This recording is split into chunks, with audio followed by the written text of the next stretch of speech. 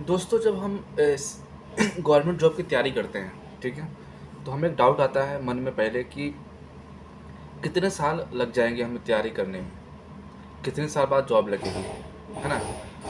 तो कुछ डाउट हमारे मन में आते हैं शुरू से ही कि कोई कहता है कि इसमें 5-5 साल लग जाओ फिर भी जॉब नहीं होती है, 10 साल लग जाओ तो भी जॉब नहीं होती है, ठीक है।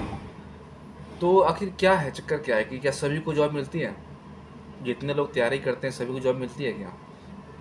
क्योंकि जब हम फॉर्म अप्लाई करने जा रहे होते हैं तो क्या होता है कि फॉर्म देखते हैं कि 20 लाख 30 लाख का अप्लीकेशन आया हुआ है, ठीक है। जैसे कि सीजीएल में ही जो अप्लीकेशन आते हैं वो 20 लाख से ज़्यादा आते हैं। और जैसे एमटीएस एग्ज़ाम है एसएससी का, उसमें 50-50 लाख लड़के फॉर्म फिलअप करते हैं, है ना।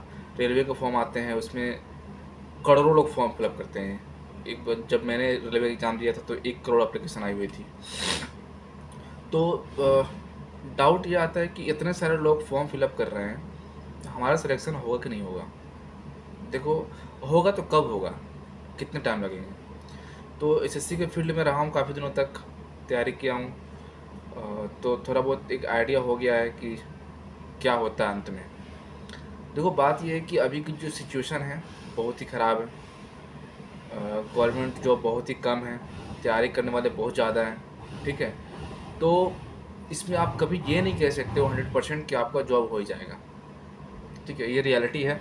भले आपको कोचिंग सेंटर वाले जो ऑनलाइन पढ़ाने वाले टीचर हैं, कोचिंग सेंटर वाले हैं, आपको कुछ भी कहें कि नहीं मैं सिलेक्शन तो पक्का दिलवा दूंगा, पक्का होगा। देखो, ऐसा कुछ नहीं है, ठीक है। आप ये कंफर्म कह ही नहीं सकते हो कि मेरा जॉब हो जाएगा, ठीक है, 100% हो जाएगा, ऐसा कोई नहीं कह सकता भाई। क्योंकि कारण ये है, रीज़न ये है कि आप जिस एग्ज़ाम में बैठ रहे हो आपके साथ कितने लाखों लोग बैठ रहे हैं, है ना। तो आप कैसे कह सकते हो कि मेरा सिलेक्शन हो ही आएगा। हाँ, तैयारी आपने अच्छी कर रखी है, ठीक है, आपने मेहनत किया है, तो चांसेस बहुत ज़्यादा रहता है कि आपका सिलेक्शन हो जाए, ठीक है। 100% यहाँ कोई कंफर्म नहीं होता है, ठीक है। कोचिंग अपना बिजनेस कर रहे हैं, उनको अपना बिजनेस करना है, ठीक है। उनको पेमेंट लेना है आपसे, बस उनका यही काम है, कैसे वो लेना है, बस ये काम है उनका। देखो, तैयारी करने के लिए आपका सिलेक्शन 1 साल में भी हो सकता है और 5 साल में भी नहीं हो सकता, ये तो है, ठीक है। मैंने खुद तैयारी स्टार्ट की थी 2019 में, 20 में कोविड आ गई, 21 में कोविड का चक्कर चलता रहा, तैयारी नहीं हो पाई थी। फिर 22 में फिर से लगा मैं तैयारी करने, सीजीएल दिया, नहीं हुआ। रेलवे के एग्ज़ाम्स दिए, मेरिट में नाम नहीं आया। सीजीएल मेंस दिया, नाम नहीं आया। इस काफ़ी सारे एग्ज़ाम मैंने दे रखे हैं, नहीं आया। तो लास्ट में ये होता है ना कि नेगेटिविटी मन में आने लगती है, बहुत सारी नेगेटिविटी मन में आती है कि यार क्या होगा जब इतना सारा एग्ज़ाम दे रहा हूँ, सिलेक्शन नहीं हो रहा। मेरा तो खैर हो गया एसएससी एमटीएस में, इनकम टैक्स में, और बहुत सारे लोगों का भी नहीं हुआ है जो मेरे संग तैयारी कर रहे थे, ठीक है। तो ये है कि एक चीज़ आपके हाथ में होता है, वो होता है कंटिन्यू तैयारी करना और कंटिन्यू पढ़ाई करना, ठीक है। लेकिन एक चीज़ है कि अगर आप कंटिन्यू इस फील्ड में लगे हो, मैंने ऐसे लोगों को देखा है जो कंटिन्यू इस फील्ड में लगे हुए हैं, उन्होंने टाइम दिया है, पढ़ाई छोड़ी नहीं है, बहुत ही लास्ट में अंत में कहीं ना कहीं उनका सिलेक्शन हो गया है, ठीक है। तो ये कह सकते हो कि लोग बीच में छोड़ते बहुत हैं, ठीक है।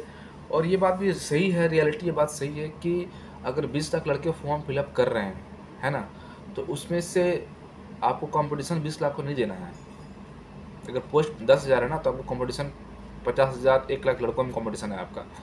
क्योंकि कुछ लड़के तैयारी करने वाले होते हैं, कुछ का बहुत अच्छा परफॉर्मेंस नहीं होता है, लेकिन आपको बस कंपटीशन कुछ लोगों को देना है, ये भी रियलिटी है, ठीक है। लेकिन फिर भी कंपटीशन टफ है, ठीक है।